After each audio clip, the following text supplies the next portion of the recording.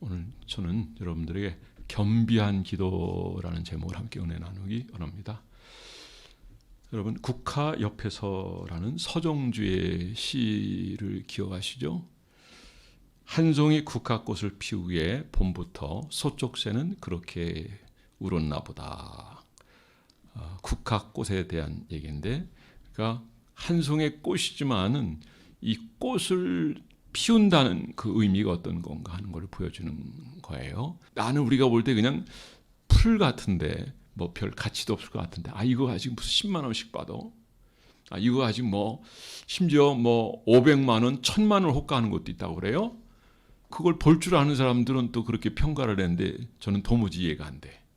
그러나 거기서 피운 그 꽃을 보면은 너무 화려하고 그리고 너무 멋있다라는 생각이 드는데, 기도를 통해서 우리가 어떤 열매를 얻는다 했을 때도 마치 이와 같이 꽃을 피우는 심정으로 이런 기도가 있어야 된다 저는 생각합니다.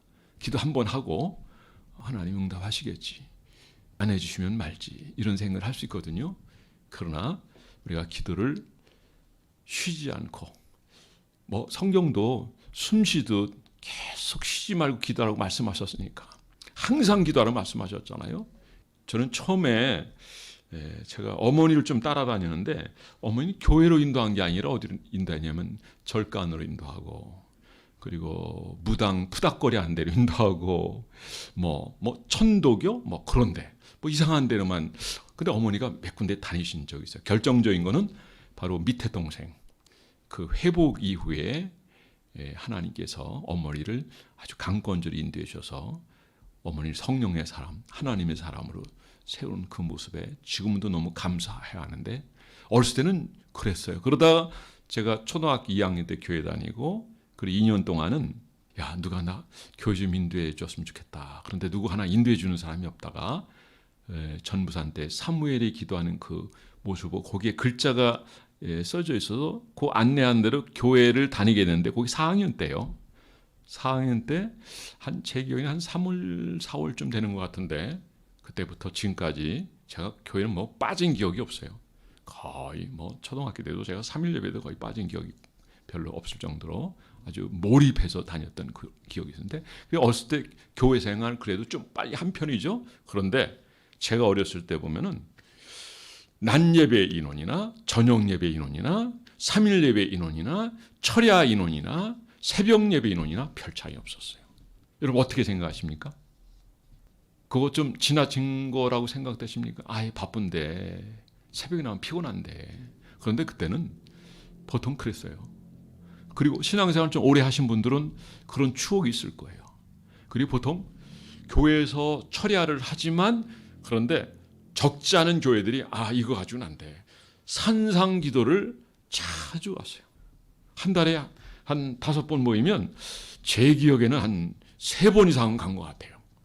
어떤 경우는 2번 갈 때도 있고, 또 어떤 때는 계속 가기도 하고, 어떤 때는 뭐 줄을 정해서 가기도 했는데, 저희 청년 때는 거의 매주 갔다고 보면 돼요.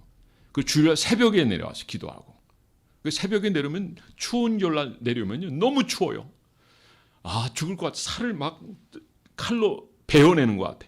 그래도 끊임없이 그 추운 겨울이라도 산에서 기도하고요, 밖에 나가서 기도하고, 또 기도원이 있으면 기도원에 들어가서 기도하고 그러는데, 지금도 아주 생생한 기억이 나는데, 제가 청년 때 기도라고 하잖아요. 감난산 기도원 같은 데 가고 그 산상으로 기도하고 한국 기도원 가고 그러면은 기도하러 올라가는데 듬성듬성 몇 사람 가는 게 아니에요. 그 넓은 길이 사람을 인산이 내려서 그냥 빼곡하게 올라갔던 그런 기억이 나는데, 그때도 아내도 그때 기도를 다녔던 그 기억이 있어요. 아예 그때는 산에서 기도를 했으니까 철야를. 그럼 여기저기 흩어져 가지고 막 기도하고, 심지어 어떤 경우는 귀신 쫓아내는 것도 보고 치유하시는 능력도 보고, 할렐루야, 기도하는 곳에는 하나님이 늘 함께 하시고 또 악한 영이 떠나는 그런 역사를 이루게 되는 것입니다.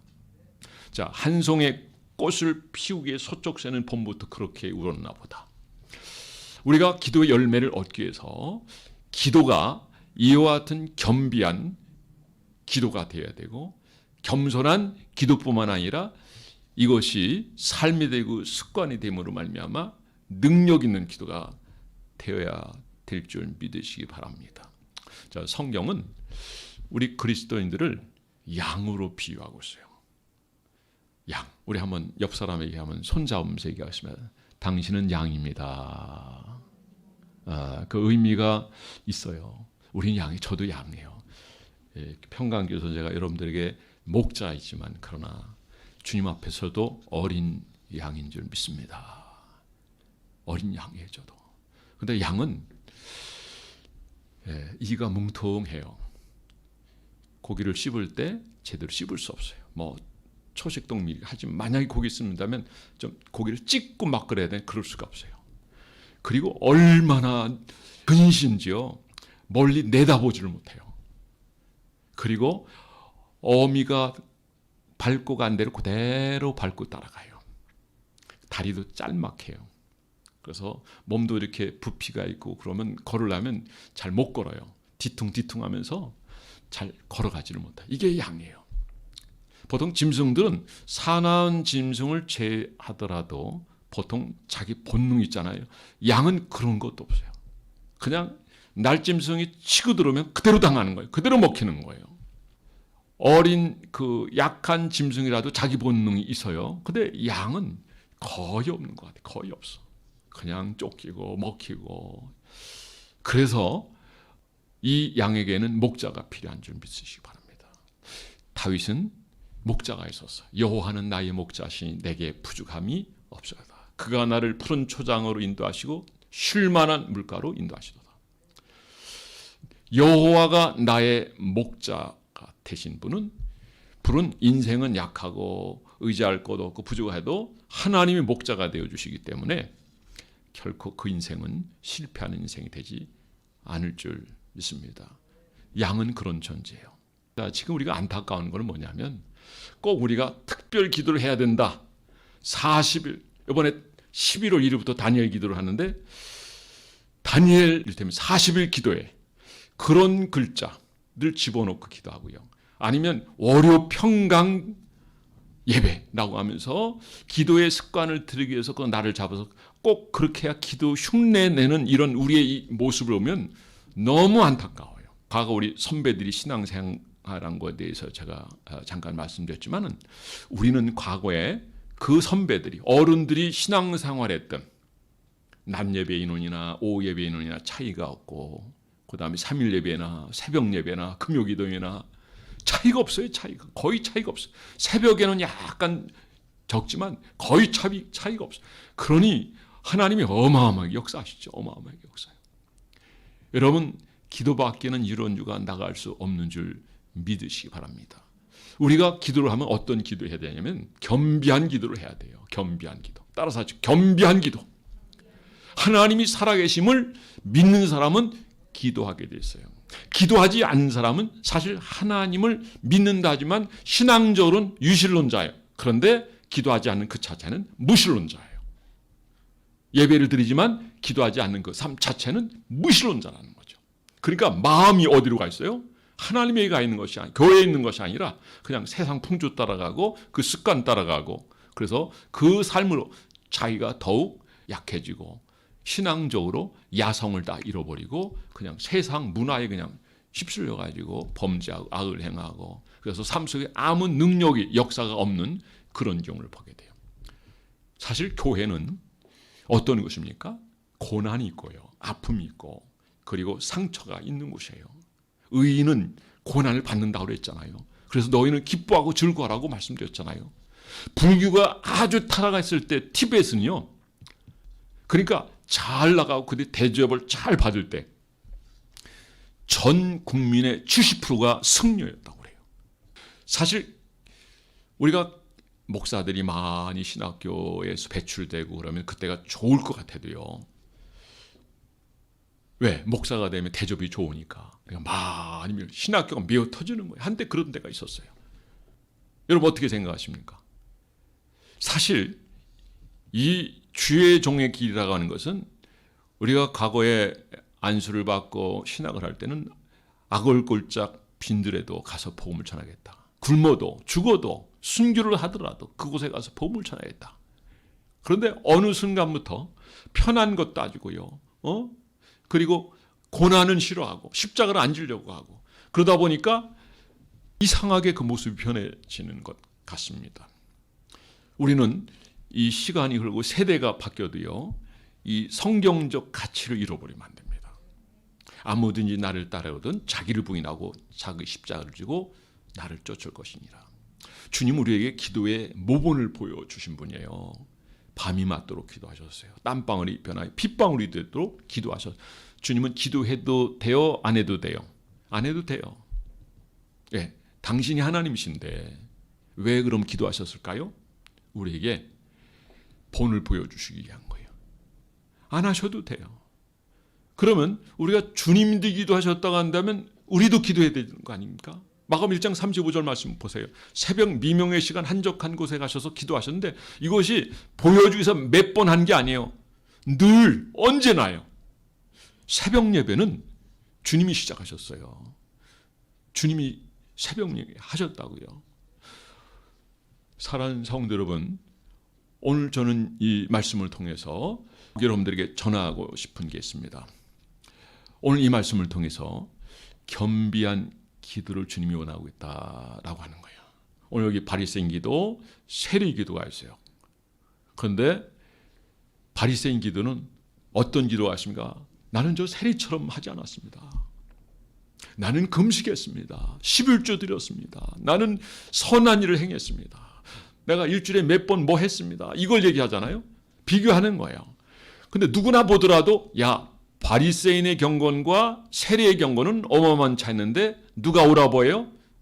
바리새인이 옳아 보이죠. 그런데 주님의 평가는 달라요. 여러분 누구에게 더 점수를 주고 싶으세요? 바리새인이요? 아니면 세리입니까? 그런데 이미 마음에 교만해져 있고요. 다른 사람을 무시하는 게 있고 그리고 하나님이 없어요. 사실은 사람들에게 보이는 거예요. 왜냐하면 하나님의 가치가 이 속에 없기 때문에 주님은 우리의 심사를 다 뚫어보시는 하나님이시에요. 우리의 교만한 마음을 아시는 분이에요. 겸손한 마음인지 그렇지 않은지를 아시는 분이 우리 주님이셔요. 우리 주님은 우리의 모든 것을 아셔요. 우리의 안고 일어서는 걸 아셔요. 어디 있는지 아셔요. 우리 주님은 전능하신 하나님, 창조주 하나님, 인생의 생사화복을 주관하시는 하나님이에요. 자, 여기 13절 말씀 세리의 기도 한번 다 함께 읽어보겠습니다. 세리의 기도 시작. 세리는 멀리 서서 감히 눈을 들어 하늘을 쳐다보지도 못하고 다만 가슴을 치며 이르되 하나님이여 불쌍히 여기소서 나는 죄인이소이다. 이 세리는 얼굴도 못 들어요. 하나님 나를 불쌍히만 여겨주세요. 그런데 그 마음은 간절히 주님을 바라는 거예요. 긍휼을 기다리고 있어요. 바리새인의 이 모습하고 세리의 모습은 우리가 볼 때는 바리새인에게 높은 점수를 줄 수 있는데 그런데 주님은 바리새인에게 점수를 준 게 아니라 바로 세리에게 점수를 주셨어요. 자, 14절 한번 보겠습니다. 14절 시작. 내가 너희에게 이르노니 이에 저 바리새인이 아니고 이 사람이 의롭다 하심을 받고 그의 집으로 내려갔느니라. 무릇 자기를 높이는 자는 낮아지고 자기를 낮추는 자는 높아지라 하시나. 주님이 다 말씀하셨죠. 바리새인 기도를 물리치시고 세리의 기도를 인정하셨어요. 할렐루야. 이건 뭐예요? 겸비한 기도예요. 여러분 교만하면 기도도 하지 않습니다. 교만하면 자기만 나타냅니다. 그리고 사람들에게 보여주기만 합니다. 그러나 겸비한 사람은 누가 보든 말든 그냥 기도합니다. 1890년대 마펫 선교사님이 오셨어요. 그래서 평양 선교의 문을 열었어요. 그런데 이분이 늘 깨워서 사셨어요. 경건하셨어요. 하나님 앞에서 정말 최선을 다하셨어요. 그때 우리나라는 정말 형편없는 곳이었어요. 먼지 날리고 양식도 제대로 먹을 수 없고 그리고 정말 많은 위험 있는 그런 곳인데 어쨌든 이분들이 주님이 가라니까 오셨어요. 참 귀한 분들이죠. 그 전에 어디요 저기 어디 저 성지 갔더니 제가 대충 봤더니 한 가족까지 해서 한 450명 정도 선교사님들하고 가족들이 거기 순교자 묘가 있어요.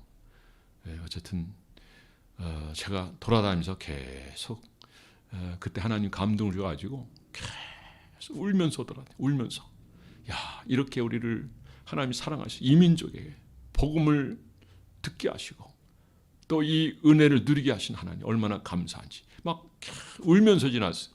네, 울면서 지났어요. 오늘 그 근처까지 갔다가 오늘 왔어요. 어디 벽제 그쪽에 장애 납골 땅까지 갔다 올라오고 그랬는데 오늘 총회 모임이 있었거든요. 헌법 수개정 의원이라서 오늘 모임을 가졌는데 아내하고 같이 갔다가 시간이 안 돼가지고 거기 갔다 와서 오늘 철야 못 도착해요. 어쨌든 그냥 아내가 말을 해서 내려가야 된다고 그 다음에 가기로 하고 그래서 방향을 바꿔가지고 여기 조금 얼마 전에 도착했어요. 도착하자마자 저녁 먹고 오늘 철야에 이렇게 임하게 됐는데 자 그 근처를 이렇게 오늘 갔다 왔습니다만은 갈 때마다 늘 생각이 나요.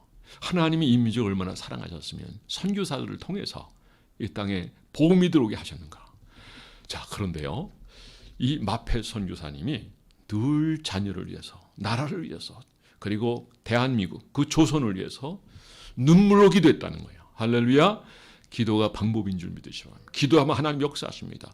오늘 우리가 이렇게 부강하고 그리고 이렇게 잘 사는 이유가 뭔지 아세요? 그들의 헌신 때문이에요. 그리고 복음 이 땅에 들어와서 성경적 가치로 살아가는 성도들이 많이 있기 때문에 여기까지 와서. 그러나 우리가 지키지 못한 부분이 있어요. 이거는 정말 하나님 회개해야 돼요.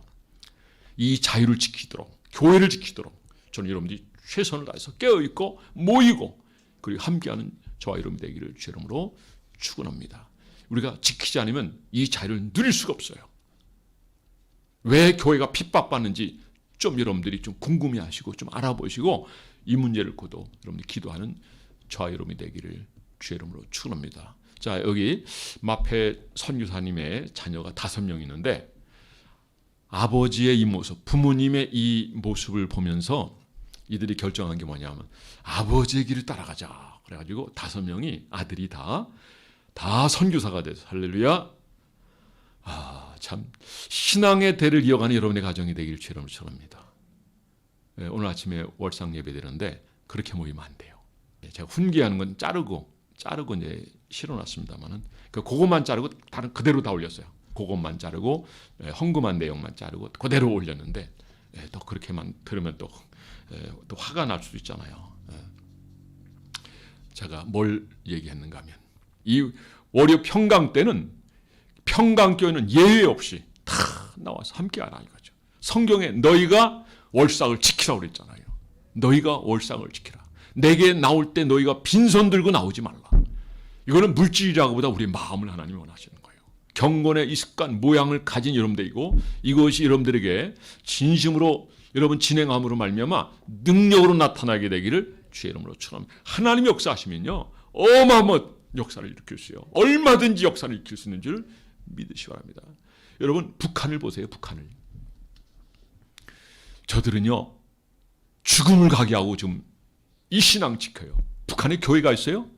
그거는요 선전대원들 저쪽 당원들이 지킨다는 거를 이미 이제 북한에 대한 고위층들에서 다 증명이 끝났어요. 목사 공부했던 그 총리 강아무개는 자기 뭐 작은 아버님과 누군가 거기 담임 목사도 했다고 하는데 그 내용을 잘 알아요. 목사가 아닌 거예요. 그러니까 보여주시에요. 그런데 북한에서는 신앙 지키려면 목숨 걸어야 돼요. 근데 그들이 목숨 걸고 이렇게 신앙 생활을 한다는 것은 어떤 의미가 있어요?